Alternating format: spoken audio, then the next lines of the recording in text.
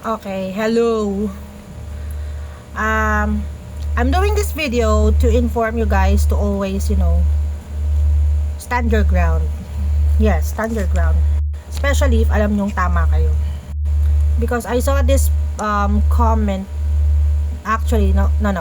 I saw this post on a group about, the BIR and the permits. Basta ganyan na group.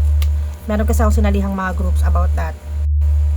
What I read is that she was penalized because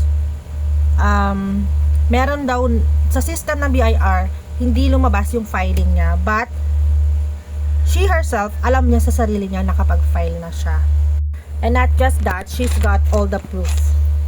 Lahat ng proof na kailangan ni BIR ay dala niya. Dala niya yung filings niya, yung hard copy, and dala niya rin yata yung kanyang laptop to at least show them the proof na nakapag-file nga siya through BIR ano man tawag doon, portal. And guess what?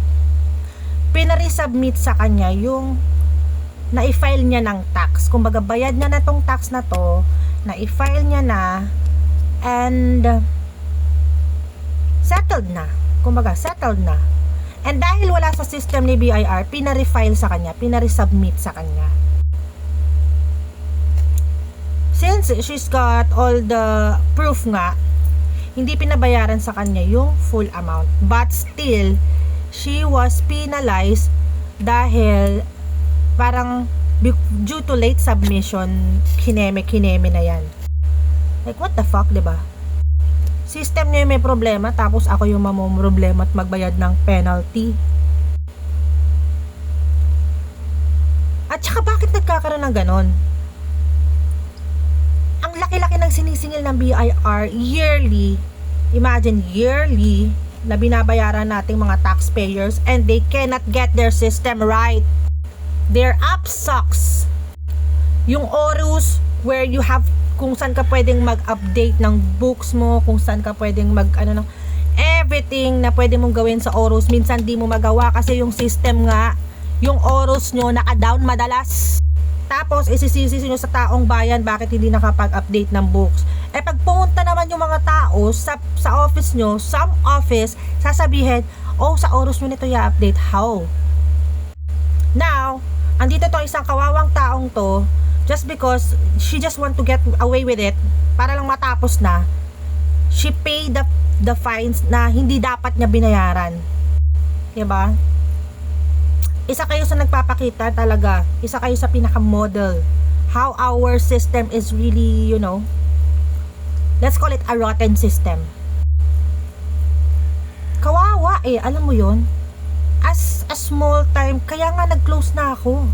Kasi as a small time business owner, na ang laki ng binabayaran kong tax sa inyo na punyemas, mas malaki yung kailangan kong parte, pero mas malaki yung parteng kinakain nyo. Tapos, pinabibili ng Chanel bag na mga nepo baby nyo.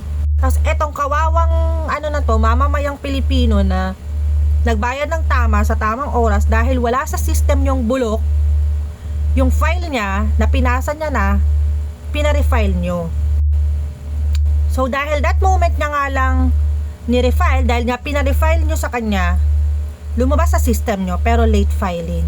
And siya ang nag-cover ng penalties na kung tutusin hindi naman dapat.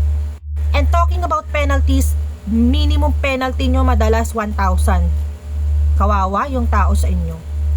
I'm not saying na lahat ng BIR offices is like this, but mostly most BIR offices, let's say 80%. Maawa naman kayo sa mga tao. Maawa naman kayo. They have all the proof. May proof siya sa laptop niya, sa BIR portal niya. May proof din siyang hard copy, tapos pinag-penalty nyo. Like, what the fuck?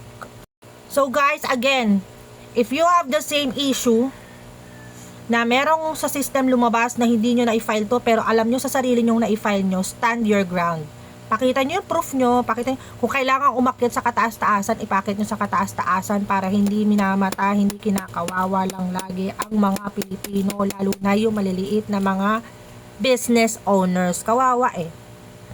If you have all the proof, na nasettle mo lahat, wala kang problema talaga, clear ka, at sinasabi nilang meron, stand your ground.